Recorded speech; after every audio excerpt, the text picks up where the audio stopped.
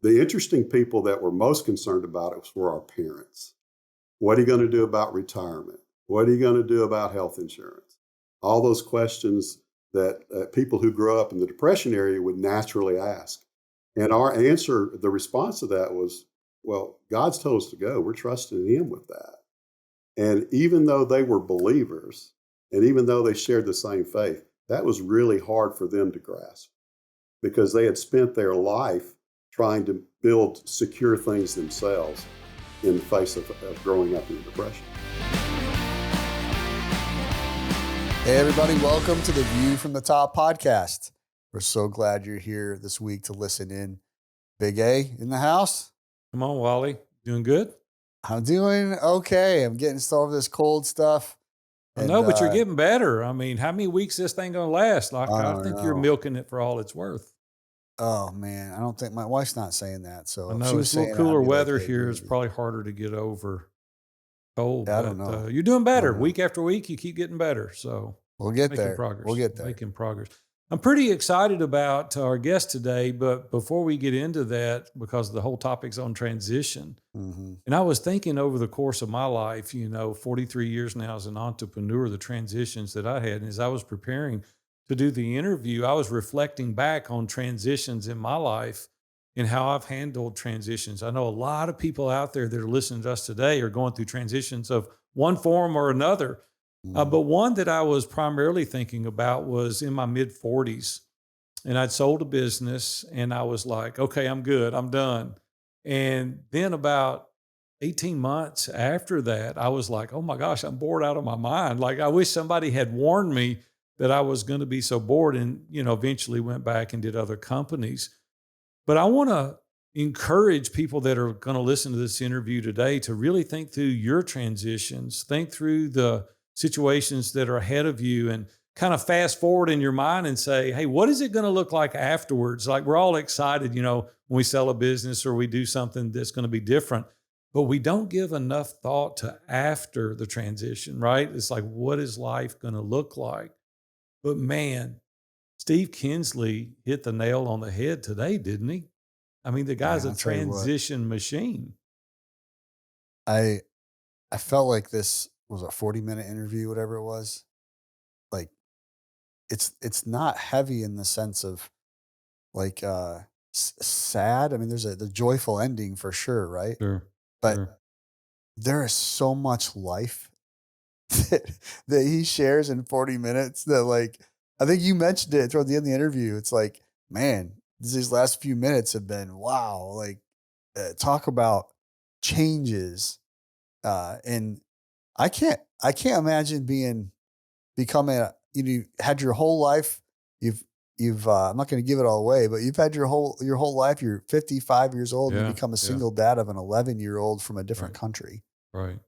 Like, that just was like, oh my gosh, like, I'm not even 55 yet. And I can't imagine that for myself. I can't even place myself in some of the situations. Just to see how he traversed all that. What was impressive to me, Wally, is his overarching faith. He's Christian by faith, and the things that he relied on God giving him direction, his obedience. I'm like, I don't think I'll be that obedient. I hope the Lord doesn't ask me to do some of the things that he asked him to do. And it's like, man, go get Steve Kinsley. Don't call me. But it's like, man, he was like, yeah, I really feel like, and the things that he gave up and the people that he had to disappoint. And he was like, man, this is a calling on my life. And it's incumbent on me to follow through with that. And so I was so encouraged and inspired. I hope you're encouraged and inspired as much as Wally and I was. And so, hey, without any further ado, why don't we bring him in? All right, let's get Steve in here. Hey, Steve, man, I am so happy that you joined us today. Man, how's it going? It's good. It's a good to be upright today, especially, after the last couple of weeks of doing the live events and getting back into the swing of work. It's been a bit of an exhausting time, but man, what fulfilling time it's been. Yeah, you've had a really good experience lately hanging out with a bunch of guys. How'd that go?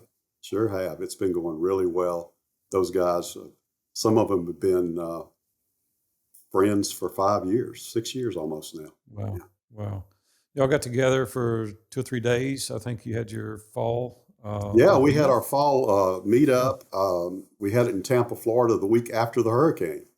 Oh, And yeah, and our Airbnb was fine that we were going to use. It turned out that when the hurricane came south of them, it pulled all the water out of the bay and threw it on Fort Myers. So there was no mm, flooding in Tampa. mm, mm. My brother lives right there in Bradenton, just not far from Tampa, and he stayed down there with his whole family. And I'm like, dude, I would have got out of there. What are you doing? Absolutely. I've been heading And north. yeah, they barely had a few limbs, I think, down in their Yeah. yard. I Yeah. don't think it was. Of course, they hadn't got but about one tree anyway. That's true. That's true. Yeah. I live back in the woods, and when we get a storm, it looks like they got to call in FEMA. There's That's right. so Yeah. many trees down. Steve, you've been such a good friend for years and years and years, and involved in Iron Sharpens Iron, and lead a group there. And you're looked at as kind of the sage guy. I mean, people come to you for wisdom, and you got that gray hair that helps you. If I had any hair, it would be It'd gray, be but I great. don't have any, so I don't have to worry Yeah. about that Yeah. gray hair. But you just have such a wealth of knowledge and experience just in so many different areas. But over all these years, you've developed these systems and processes, and you've managed these large teams of people, and you help everything kind of run seamlessly. But in your personal life, you've had a bit of transition over the years, and I want to talk about that. I want to really focus on transition today, because you've got an art form to it. It looks like maybe behind the scenes there's a constant turbulence, but on the surface it looks like you manage those things really well. But before we dive in, man, give us a little bit more backstory. I know we've already introduced you, but tell us some of the things that we might have missed. Yeah. So I've been pretty much a lifelong resident of Mississippi. Married my high school sweetheart.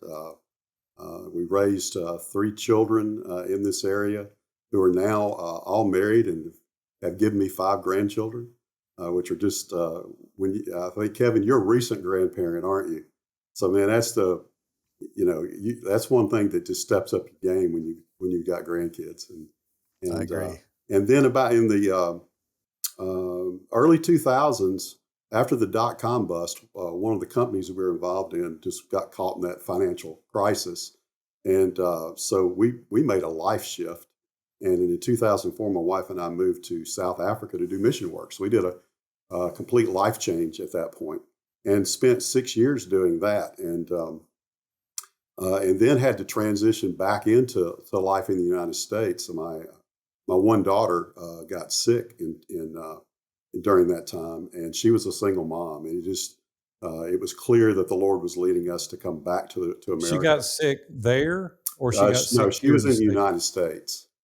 Yeah, Uh, before we get too far removed from part of this story, I'd like for you to take us back to the time you were trying to make the decision to yeah, whether to stay here, stay yeah, involved in IT, and what yeah. persuaded you to go overseas. Yeah, that had a lot to do with my wife, Teresa. So she was a school teacher, and so she always had her summers off. And when we had our first empty nest um, back in the 2000s, she started doing summer mission trips, and we were both actively involved in the church. But this is something that really was on her heart to do mission trips. And the first year she went to Hong Kong, and the second year she went, of all places, Ukraine. And she worked she taught English there for several weeks during that summer, and uh, at a former communist indoctrination camp. But this Christian organization had rented it, and were bringing kids in under the auspices to learn English, which was very much a draw for them to learn English. And as part of that, they used the gospel as part of what their English curriculum, and so many kids met Christ for the first time there. But during that trip, there was a couple of incidents that took place. One was just the poverty that she saw in Ukraine at that time, because it had just come out of communist rule only about less than a decade before, and so women that were her age looked to be 20 to 30 years older. They were selling sunflower seeds at the train station to make ends meet. just those kind of things. And she had this conversation with the Lord on her flight back to the America. Why me? And he just said, it's my grace that you live in America, but I'm going to see that you live overseas in sometime during this next phase of life. But don't tell your husband he's not ready yet. And she sat on that information for 2 years. 2 years. Would that have been an accurate assessment at that time? Oh, 100%, because I was all into the business. Okay. This was at the same time, right before the dot-com bust. Okay. We had a telecommunications company. We had raised about $60 million. We're rolling companies up together. We're getting a conglomerate, going to take it public. We were all going to be wealthy and go in the midst of that dot-com explosion, right? Oh, wow. And so when the dot-com bust happened, we had a great company. It survived another 8 years, but we couldn't pay our debt load that we'd used to raise that $60 million. Oh, And wow. so we were owned by the bank that we borrowed the money from. So all of our equity went away. But I kept working there, and part of it was misguided.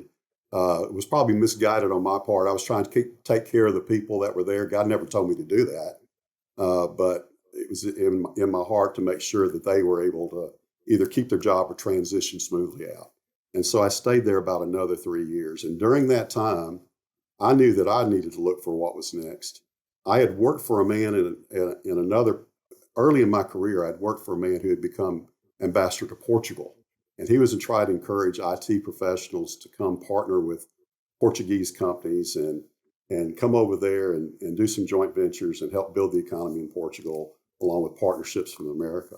And I came home one day, just all spiritual, and told my wife, I said, hey, I think we might need to consider moving overseas. I had this whole plan about talking about Portugal. And she said, great, let me tell you what God told me 2 years ago. Oh, wow.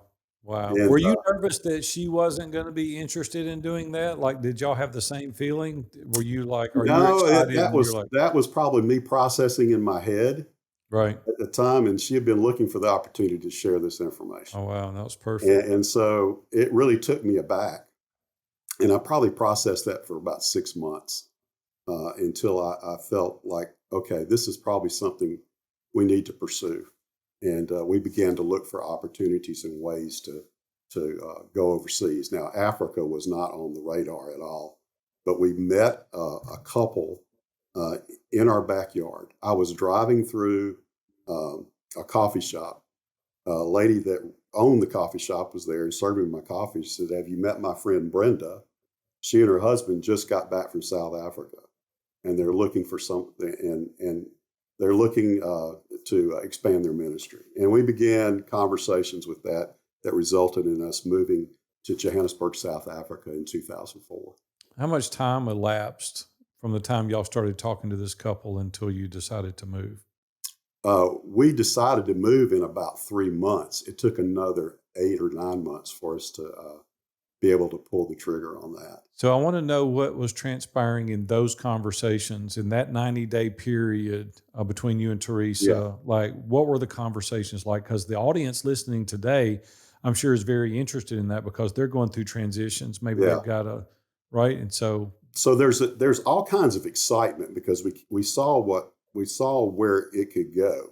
It was totally foreign concept to us. We being from Mississippi, and we had looked at moving a number of times, and those doors had always closed. But if you think about moving from a place where you grew up and going 6,500 miles away to a place that's a different culture, has 11 different languages being spoken. So there was all those kind of things. And it's kind of like going through, even in that process, it was like going through grief.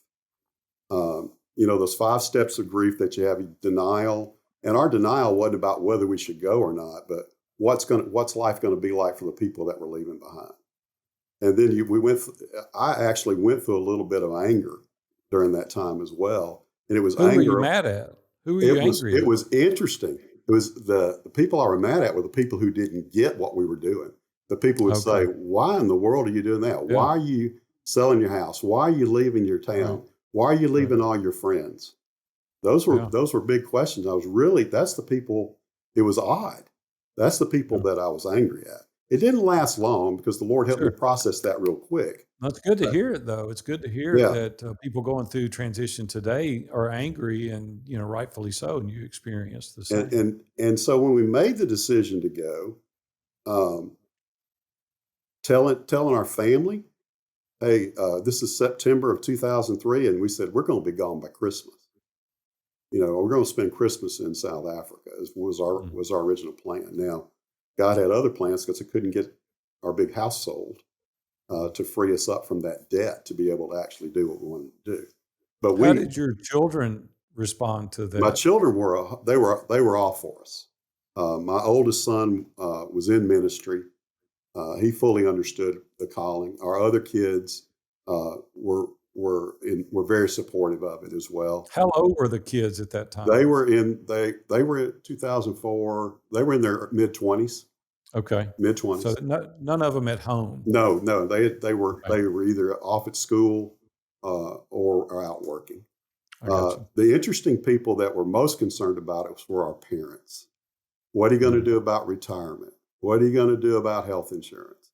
All those questions that people who grew up in the Depression area would naturally ask. And sure. our answer, the response to that was, well, God's told us to go. We're trusting Him with that. Mm, And even though they were believers, and even though they shared the same faith, that was really hard for them to grasp mm, because they had spent their life trying to build secure things themselves in the face of growing up in the Depression. right. Yeah, Right. yeah. So So we, 90 days, y'all worked through it, and finally your parents and her parents and all yeah, everybody said, "Okay." it was interesting because later on, as we went through the years of being in Africa, we would come back for a couple of months to visit or something. Okay. Sometimes during those times, and they were going, I've never seen people the Lord takes care of so well Oh, because we didn't have any real income. We were living off money that we had saved. I was sure. doing a little bit of computer consulting over basically dial-up internet at that time that we had in South Africa, and but the Lord just always provided.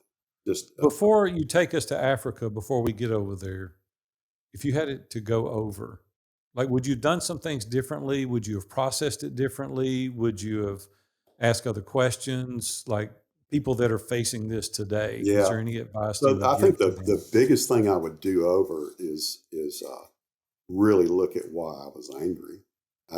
After I got through that, Yeah, going, why in the world was I angry in the first place? sure. It Because wasn't their calling. It was your calling. no, it wasn't, Right. and it wasn't even theirs to understand. Right. Um, Mm, I think the obedience part of it was what spoke to them. I don't think they understood that level of obedience and for me as a believer, when we have to take up our cross and daily follow Him, sure. Yeah. sometimes that looks a little weird, right? What if you had gone in 90 days instead of the 12 months that it took or whatever? Would it have been better, worse, no different? It would have been worse, and I'll tell you why. Is when I got on the other side of we'd been trying to sell that house for 6 months. Um, the Lord woke me up one night, and I'm a sound sleeper, but He woke me up, and I went to my study and just started reading Scripture, and was taken to the story of Abraham and Isaac, where he's going to sacrifice his son, his one and only son. All the promises that God had made were tied up in that young man, and God had told him to go sacrifice. Mm, And what I found interesting in that passage is when he took a servant with him to go to the mountain, and then at the base of the mountain, he tells the servant, "Hey, the boy and I are going to go up and worship, and when we come back, we'll head home." He used "we," and what the Lord was speaking to me in that instance was really that even though Abraham was prepared to do what God had asked him, he expected Isaac to be resurrected, like it was going to be even better than it was before. yeah. And so he asked me a question. He said, "What are you willing to give up to go to Africa?" Because this house was an obstacle. What are you willing to give up? And my response was, "Well, look what I've already given up. We've given up friends. We're giving up relationships with family. We're giving up seeing our kids grow their families. We're giving up giving up the cars. We're giving up our church. We're giving up everything that we know. And I said this, what else do you want? And that was a little bit of anger too, a little bit, certainly a bunch of arrogance. Yeah. And I distinctly remember he said, would you give me Africa? Would it be okay if you never went? I said, no. People already think I'm crazy. We've already given away cars. We've given away furniture. We've already broken these, cut these relationships off so we can move forward. I said, I just don't think I can do that. He said, I want you to give up Africa. And so I really wrestled with that that night. I can go back to the scripture where Jacob wrestled with God, and I almost felt like it was that. Thank goodness he didn't pop my hip out of joint. But at the end of it, I just finally surrendered and said, yeah, I'll give you Africa. It's okay if we don't go. And I woke my wife up that next morning and told her what had happened. But 2 days later, we got a contract on the house. Wow. He was waiting on you to give up. It was that last bit of surrender to what he was calling us to. Yeah. That's why I said it would have been worse if we'd have just gone, because I hadn't got to that point where I could say, it's okay, because you're in control. It's okay if I don't go. So some of these folks that are dealing with things similar today is we need to learn to give up a little faster, right? Yeah, it will definitely shorten the process if we get to that place of surrender. Just surrender to the plan of that. Surrender to the fact that he's God.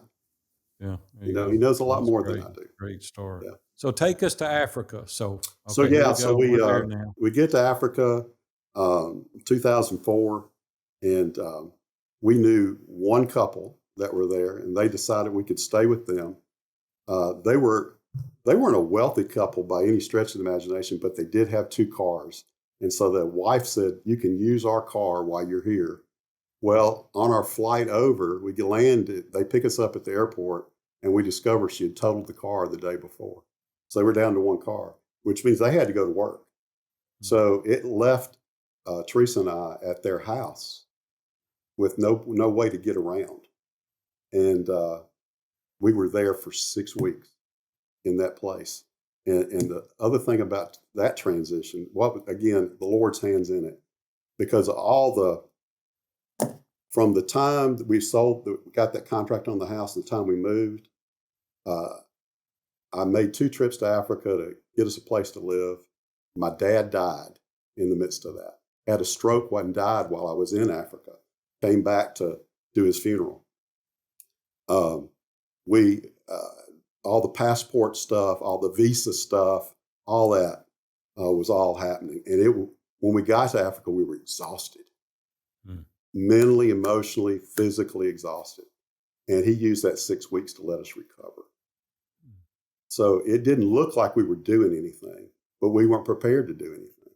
Yeah. And again, when you're going through this period of transition, and man, like week 5, I was depressed. That's another sign of a step of grief, right? That separation. I was depressed. Were you questioning whether you made the right choice? 100%. 100%. What was going through your mind? Like, we got to get out of here and get back to America? Yeah, well, I remember walking into the bedroom one night, and I told Teresa this, and thank goodness she's much more spiritual than I am. I told her, I said, hey, if we don't see movement this week, I'm done. I'm done. And all she did was just turn the lights off and start praying. And again, the Lord moved in my heart that night in a tremendous way about being settled, being confident in what God was doing. Steve, I've learned that you're great at transition, but you're pretty impatient. And so we're going to work on impatient. Yeah. We're going to work on patience a little bit. Very impatient. And but, so you're there how long? So we were there I was there a total of 6 years. In the 5th year, well, something that tremendously gifting thing that happened in the middle of that is we met a little boy. My wife, part of what she did while she was in Africa was worked with social workers that were at a little school that was out in the bush, and it was for kids who couldn't afford to go to public school because they couldn't buy uniforms, couldn't buy supplies. and she was helping with that school and working with the social workers. And we also had a children's shelter there for kids who needed to get out of where they were, who were being abused or just starving or whatever. And we'd gotten word that a couple of the kids in the school were being abused. And so she went with the social worker into the settlement where they lived and found these kids and found the situation. We were able to get them out and get them in the shelter. Well, in the process, she met the neighbors next door and began building a relationship with them. It was a man and his wife who had 4 kids, and his sister had passed away, and so he had taken in her 3 kids. There was a 13-year-old girl, a 9-year-old boy, and a 20-month-old infant. And in African culture, this is a little weird. In that particular culture, the wife didn't feel responsible for those other kids because they weren't hers. It was fine that they lived with them, but she wasn't responsible for caring for them. They were kind of caring for themselves. So the 13-year-old was really the caregiver for the other 2. Well, we found out they weren't in school. And so my wife arranged to get them a scholarship to the public school for the 13-year-old and the 9-year-old. And then she found a preschool that would take the infant. And so that was all arranged. And she went back the first week and found out that the infant was still there because they couldn't afford to buy diapers. You had to be able to take diapers to the preschool. So this little guy was just wandering around the informal settlement. And she couldn't get him out of his mind. So she would go back week after week. And about week 4, she came back and found him face down in the dirt. It's snot running out his nose. And he was burning up with fever. And she scooped him up and found his uncle in the bar next door. And being the good school teacher she was, she got written permission to take him to the clinic. She really wrote out a permission slip and had him sign it. And she was a school teacher. Oh, 100%. And she took the little boy into the clinic that was also in the project that we were working with. It was a South African project. And the doctor looked at him and examined him and said, "Man, he's got pneumonia in both lungs. He's severely malnourished. But I think he can survive if we can get this medicine in him." And she said to my wife, "Would you take him home for 5 days and get this medicine in him? Because if you take him back, they're going to sell the medicine for food." And so she said yes. And she tells the story because of just the one yes, that there are all kinds of destinies that were changed. Just like that, in an instant. A one yes, a yes to the leading and prompting of the Holy Spirit, and destinies were changed. So she called me up. I wasn't even at the project that day. I was out doing something else. And she called me and said, "I'm bringing a baby home." And I said, "Yeah, okay." Because we had this running joke. She said, "I'm either going to get a dog or a baby, one of the 2. And so she brought this little boy home for 5 days. And he did recover. But he never left my house. And he's in my house today at 18 years old. We got Alfie in the house. Got Alfie in the house. And so that happened in the midst of our time in South Africa. So he began to live with us in 2005. We got him adopted in 2007. And that's a whole miracle story. I don't know if we have time for any of that, but anybody who's been through an adoption process or is aware of adoption process, at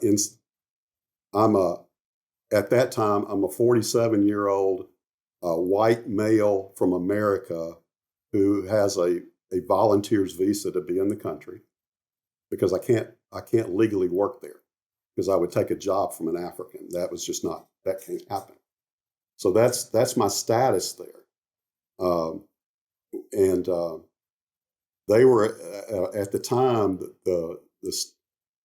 the policies of the country were it takes a village to raise a child. Let's keep all our kids here, even though we can't afford them, and a bunch of them are dying.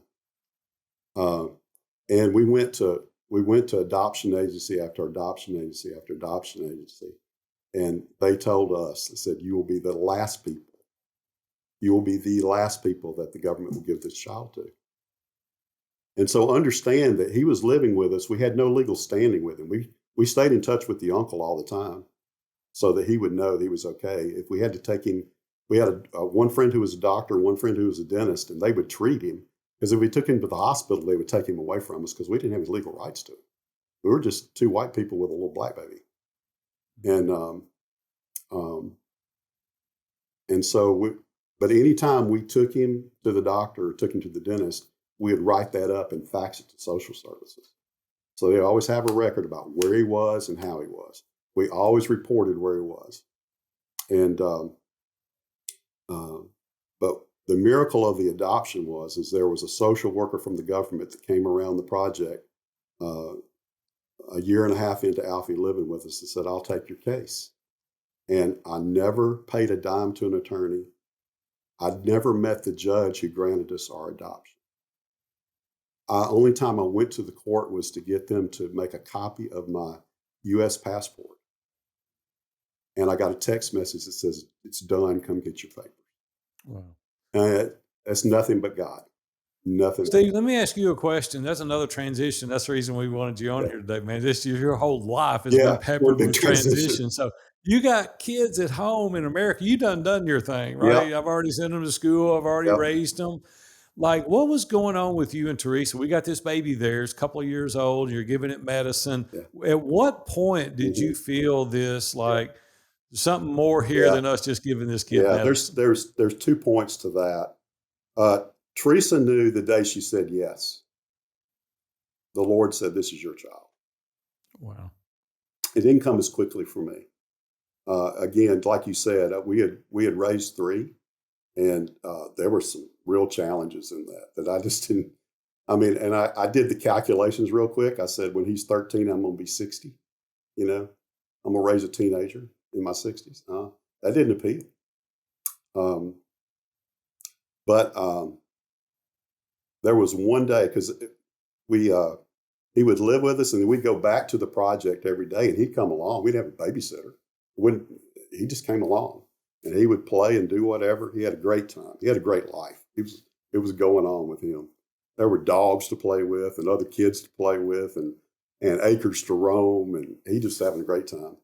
But we always packed up his stuff because there was going to be a day that we were convinced the uncle would say, hey, he can come on back home now. And we had no legal standing. And so there was one day that I woke up that morning, and I said in my prayer time, God, I can't do this anymore, because I'd fallen so much in love with him. I said, if he doesn't go back today, he's not going back. And the uncle showed up as soon as we arrived there. And this is what he said. He said, I'm so thankful he's doing so well. You guys have taken great care of him. I'm glad you have him. And left. That was it. I went, that's the confirmation I got. Well, that's pretty quick. I wish the Lord would answer my prayers that fast. Yeah. Well, I'm going to get you to start praying for stuff for me, Steve, just saying. Well, I can give probably more credit to my wife than me, but it was, cool. And then the second time was because working in this project, there were lots of kids that we had opportunities to work with. And we would bring a group of boys that from ages about 8 to 14. On weekends, sometimes we'd bring them to the house because we had a little cottage that they could stay in and just get out of their environment, get out of that children's shelter where they're stacked on top of each other. Sure. Although it was a very safe place for them, it was a great place for them to be compared to where they'd come from. We would bring them home and just cook them a meal and hang out with them and play games. And so again, when I was praying to the Lord one day, I said, why this one? Of all the kids, what is it about this one? And it's got a one-word answer, and it was like Moses. That was the word I got, was Moses. And I think back to the place God put Moses and the destiny that was their father. And I'm not saying he's going to go lead his people out of whatever. I don't know what that is, but it's going to have the same impact for somebody. Yeah. And my pastor says, he wants to get me a sweatshirt that says "Don't screw up Moses" Oh, that's right. as a dad shirt. But Steve, I want to say though, man, if you think about this practically, you've changed a family tree. and it goes You back and to Teresa. when Teresa said yes. That's what I mean by Yeah. it changed destinies. It changed Yeah. his destiny. It changed our destiny. We'll get into Yeah, even yeah. more of that here in a minute. The other transitions that we've been through. Um, So but you're how long? So you're how long in Africa? So by this time, Alfie's 3 or 4 years old. Is that in right? 2000, we got him adopted. He was 3 in 3 years 2007. old. Yep. Okay. And And so what so happened after the adoption? yeah, so we were there about another year. And in 2009, my daughter, um, who was here in the States, she was a single mom, and she started having issues with her lung, and it turned out she needed to have part of her lung removed. And she called us to tell us that, and Teresa and I looked at each other and said, "It's time to go home." And we felt a release from the Lord. Yeah, it's time. And so we flew back in 2009. We had not completed anything for Alfie's immigration or anything else, but they granted us a visa for him for 6 months. And we went through all that process. And then I started going back to Africa.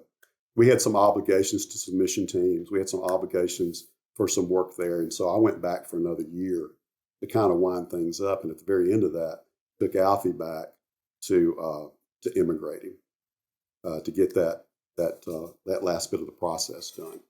And that was a lot harder than the adoption, let me tell you. Getting him into the United States was a lot harder than being an American adopted him in South Africa. So I finally got that done, and so we transitioned back to America in 2010. So I got back in October 2010. So 12 years ago this month, I got back. And So you came back and you're getting back into the workflow. yeah, I didn't know Alfie's here what I was now. going to do. I mean, IT had pretty much passed me by then. I had not been practicing it for 6 to 7 years, other than little website. Changed a lot, didn't it? Oh man, it's IT is a rocket ship, and if you're not riding the rocket ship, you're truly left light years behind. But I found a position with a telecom company who needed some guidance in the back office, in managing finances, managing project management, procurement, and all those kind of things. And again, God's hands in that. We'd been back about 2 years. Well, that was one transition, just jumping back into the workforce. It was like, oh my gosh, I've been free. We were debt free. we didn't have really any responsibilities financially except ourselves. And our time was, we could set our time when we were doing ministry, when we were together, when we could do things with Alfie. And I had to go back into that structured 9 to 5 or 8 to 5 work environment. And that was hard. That was hard, but you didn't know the transition that was before you, right Yeah, after that. exactly right. 2 years into that, my wife started having some back pain. And after an MRI, we discovered she had pancreatic cancer. That was summer of 2012. And the first thing I did was jump on the internet, find out about pancreatic cancer, stage 4 pancreatic cancer. And it says usually gone in 3 to 4 months. Well, you're talking about denial and anger and bargaining and depression. Hit all of those. Here we go again. All those emotions. All those stages of grief all hit at one time, man. Sure. And I remember grabbing the book Circle Maker. I don't know if you ever read that book, but there's the initial story is there was a drought in Israel, and one of the prophets of Israel at that time went out in the desert and drew a circle, knelt down the circle and started praying and said, "I'm not coming out of this circle till you answer my prayer." And so there was my bargaining chip with God. God, I'm going to draw this circle on my carpet. I'm going to get down every morning. I'm going to beg you until you answer my prayer. So all that bargaining stuff came in. But then there was a depression. There's no doubt, because even when you have a deep faith, that's something that's going to try to rock you. And so if you can get out of your own head, that certainly helps. But I was in my own head for a good part of those early times. But So this is 2012, 2012. She's diagnosed. And but she was a fighter, and her faith she was a rock star. Yeah. And God used that too, because we would go to the oncologist, and that waiting room was slam full, and it always seemed like whoever she sat down to, all she heard was how thankful she was. They would want to know what the source of that was, and she'd open the door for them to tell her testimony. And there were many people that got touched. She would, in fact, her oncologist was so touched that when Teresa passed, she took 2 weeks off because she just couldn't deal with seeing another patient for a while. That's the impact she had. But she survived 3 years. 3 years. Wow. So from 2012 to 2015. Yeah. And it sounds like, I never got the privilege of meeting her, but it sounds like Wally and myself and you, we all married up, right? Oh, way above. We'll get to that. I've done it twice now. So yeah. But that's so she when she passed, this is what I was going to say when you talked about changing destinies and changing generational. When she passed, because Alfie was at that time in 2015 was 11. He was 11 years old when she passed. So now he's losing his mom. He's lost 2 moms now, right? Yeah. In his lifetime, in 11 years. And but having that boy and the responsibility for him saved my life, because it gave me a reason to get up every morning. Oh, there you go. Get out of bed, get moving, get him to school, make sure he's okay, get him fed well, making sure he's emotionally okay, give him all the support.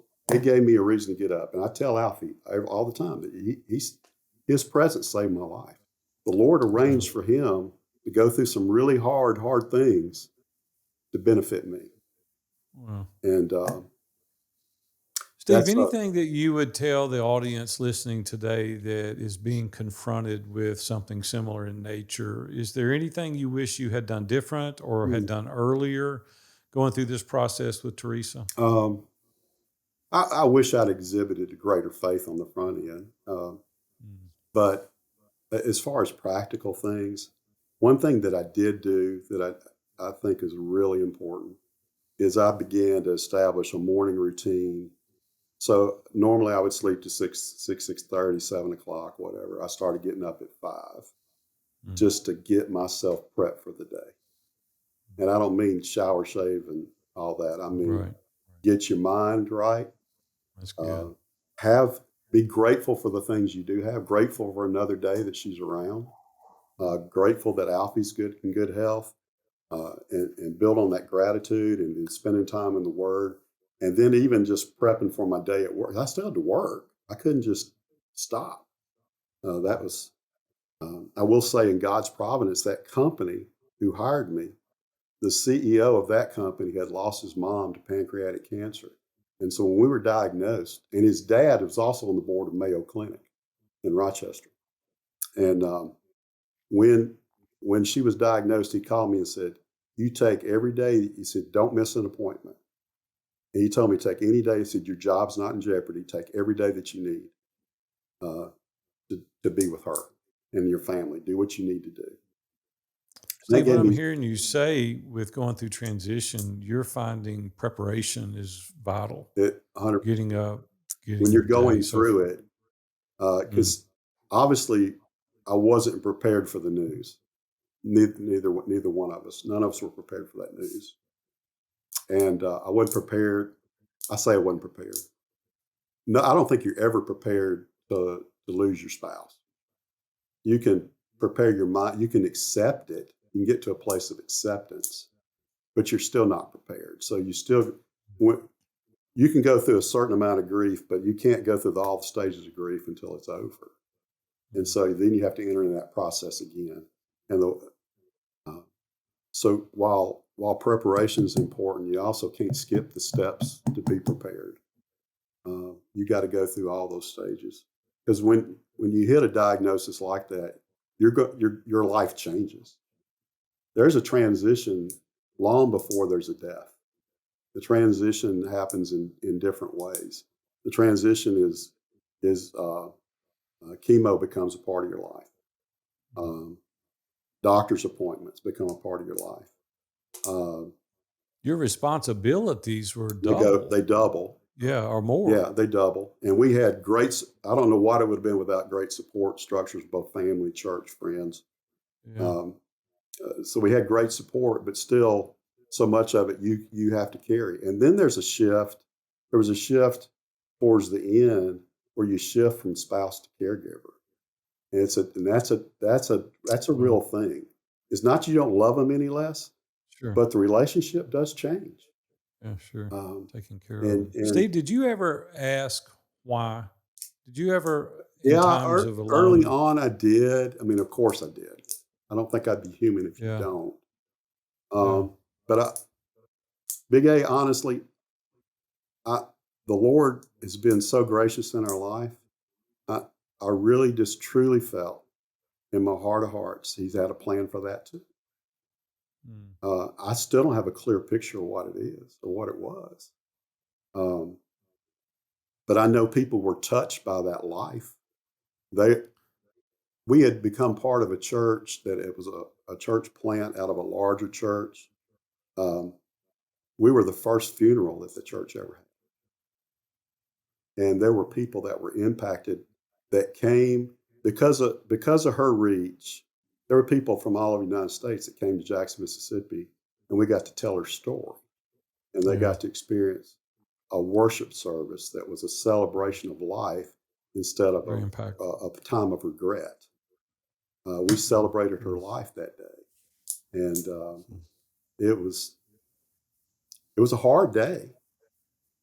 Steve, what would you tell people going through that today in regards to being surrounded by help? Would you get professional help? Would you get counseling? I did do counseling. I'd be stubborn. I'd be like, I got this. I'll go through this. So that's the way I would feel. I did the counseling early on and quit for a while. I got stubborn. Didn't think it was having any impact. And then I started back up probably, I was going about once every 2 months because I just, honestly, the hard part was fitting it into the schedule with everything that was going on. But I did go some before she passed. And then I went every other week after she passed to try to get straight. But yeah, I did that. And I did it from two different directions. One, I had these, because I was still a young man when she passed. I considered it young. It was in my 50s. And I knew I didn't want to live the rest of my life alone. And so I had Which brings us to another transition. And we'll get there in a minute. But what I want to say about that is I had guilt about that. I had some guilt that I had to really work through. And then you talk about imposter syndrome, of when you think as a 55-year-old guy parenting an 11-year-old boy from another country and another race by yourself. I mean, I didn't believe I could do any of it. It was like, he needs his mom. He needs his mom. He needs his mom. And there was a lot of counseling to get me through that feeling of total inadequacy in the midst of that. I didn't think I could have any greater admiration for you than I do even now. And you just continue to amaze me. And today we celebrate Alfie's a man, right? We went from a 2-year-old kid in January this year. Yeah, he's a man now. He is. I'm hoping to get him to somewhere near where we're going to be in April. I'm going to get some men to come around him as he graduates. He'll be graduating 2 weeks after that. And that would be so cool. I want to really be a part of that. manhood ceremony for him. But yeah, and he's turned out great. He's had his ups and downs. Man, like all of us, COVID just about killed him. Yeah. And I'm not exaggerating that. He is, but he's come out of that. He's having a great senior year. I've seen him. He's happier than he's been in a while. And part of that is this next transition that we want to talk about, I think. Yeah, because we've gone through the grief, and somebody caught your eye not long ago, Not didn't long they? ago, but I can go back to masterminding on this one. Kevin, I don't know if you remember this or not, but I was lamenting the fact that there wasn't anybody out there, especially in my hometown. And the men that were in my mastermind group, Iron Sharpens Iron, challenged me to get on eHarmony dating site. I'm 50 something. I said, but they were on me. And you know how those guys are. If you don't report back that you did something, they're going to be on your You're in trouble. until you do it. So I signed up. I filled out the profile. I did all that stuff, and then said I did it, and didn't look at it for months. And if you fast forward, I actually shut the thing down for a while. If you fast forward back into last, it was March a year ago that I turned it back on, and there was a lady in Birmingham, Alabama. I live in Jackson, Mississippi. My oldest son has lived in Birmingham for almost 20 years now.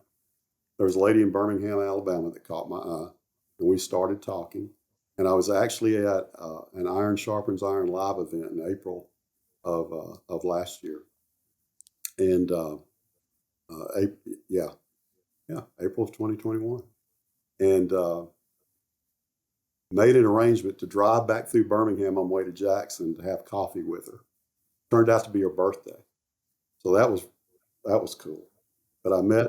Did you know? Huh? Did you know going into it was her birthday? I hope so. I did. Okay. We figured that out. Because I said, "Oh, it's your birthday. You probably got plans." She said, "Well, actually, my plans are Saturday night, so I don't have any plans Sunday." Great. Nice. Well, what I didn't know, she had like 3 friends monitoring her every step. Like they were parked in the parking lot watching to see if I was a stalker. So that was pretty cool too when I found that out. So we had coffee on that Sunday, and I called one of my ISI brothers on the way home, and I said, "I think I met her." And he said, "Slow down, boy." That's right. So Don't get too ambitious. That was April 18th of last year, and we started burning the roads up between Birmingham and Jackson on weekends. And on March the 26th of this year, Kate married me. And man, that is so cool. Many prayers and so much support from the men in my life, particularly the Iron Sharpens Iron guys. And another group of guys that I'm involved with here locally in my church. Such support and love, and man, it was great the first time around, but it's great this time around too. Yeah, and Steve, this is so good, man. Watching all the transitions, I feel like I've lived, 20 years of your life with you today on this. I love this journey and how. You've really stood by your faith. You've really honored that. You've leaned on the Lord. You've trusted Him. You were there for Teresa, and you took good care of her. You were obedient to the leadership of the Holy Spirit in your life as far as Alfie. And today, it's going to be way different from him than it would be, otherwise. And now Kate and you have this amazing relationship, and it's just really been fun for you to share. I give her a lot of credit for the good year that Alfie's having his senior year, because he's just happier, and he's got some maternal influence. He was ready for it, and she has made him. They have welcomed each other. That's the best way I can put it. She probably cooks a lot better than you too. Gosh, so no doubt. That hasn't hurt. He ate 7 years of bachelor meals. So. There you go. That's right. And, peel it open, put it in the microwave. You'll be good. That's right. Steve, you're a champion with full cups. We give a full cup on every episode, and I was wondering if you had something. There's a couple of books I want to share. I'm a lifelong learner, and we do go through a lot of books, but I don't know if you've seen John Eldridge's Get Your Life Back. I'll put that where you can see it. This book is really, the subtitle is Everyday Practices for a World Gone Wild or Gone Mad. And we've actually been doing this book in our business. We bought everybody in the company a book. They've been going through it. We've had book clubs online for our remote staff. And it really gives some practical things about how to disconnect from social media, how our phones are addicting our brains, some of these other things that we've been hearing about. But he gives some practical ways for people to disconnect, get back to enjoying nature, take a walk, listen to the birds, and all those kind of things. And it sounds all kind of mystical, but it's not. There's practical things to do here. So that's one. The other one is kind of a book that we use here called Working Without a Net. This book is like our business operations manual. And again, the subtitle of that is How to Thrive and Survive in Today's High-Risk Business World. And both of those books have been real meaningful to me over the last 6 months. Well, we'll certainly put those in the show notes and where people can find those as well. But Steve, thank you again, man. I'm just telling you, you've been a huge inspiration to me for years and years now. And I know this interview is going to be extremely inspirational to many people that are going through transition today. And I can't thank you enough for being on the show. Well, it's been an honor. And of course, you two guys have been part of my life for the last almost 6 years now. And you've both been instrumental in, we didn't get to talk about that transition much, but I moved into a band of brothers when I got involved with Iron Sharpens Iron. And it's like the disciples said when Jesus talked to them about, are you going to leave me too? And Peter said, where would we go? And I feel that about Iron Sharpens Iron. Without it, where would we go? You're awesome, Steve. Thanks a lot for hanging out guys. with us today, buddy. All Have right. a good one. Love you, big man. Yeah, take care. Man, I hope you enjoyed that interview. There was some high highs and some low lows. I mean, I really felt like that I was there with him. But his steadfast faith probably is the thing that I took away the most. He was like dependent on God to direct him and to lead him. He was willing to give up so much. I mean, left his house that he'd wanted for years and then ended up, man, losing his wife through this process and ended up with Alfie. Wally, I can't even imagine ending up at 55 years old with an 11 years old. It was just incredible. You know, I've had, just personally, I've had the opportunity to know Steve since he joined, came in the ISI Mastermind. And he was in the first group that I was in. And we're no longer in the same group. We're in different groups. But he's still in that original group. And man, I tell you what, for him coming in there, he has lost his wife just a couple of years before that. And watching him raise this young man, Alfie, on his own, and just the journey of considering relationships again with a wife in the future, and watching him go through all that, he became, for a number of years, probably about 3 years, he became one of my treasured spiritual mentors. And I've never had someone in my life up to that point. I never had anyone that spoke truth from the word in a way that was so relatable to me with, I hate to say it because it sounds trite, but all the transitions I was going through. It just was. It just was. And he's one of those guys where, we can say things off the cuff when things are really good, and they sound really good, but things are going good. And he says the same thing. Not that he didn't have struggles. I mean, believe me, he had struggles. Sure, he shared that. It was tough. But to be able to speak truth, when you're going through the struggle, and stick to the stuff, and be strong in his faith, man, I tell you what, it's he's a blessing to me, and I'm so excited for him and Kate. That was awesome.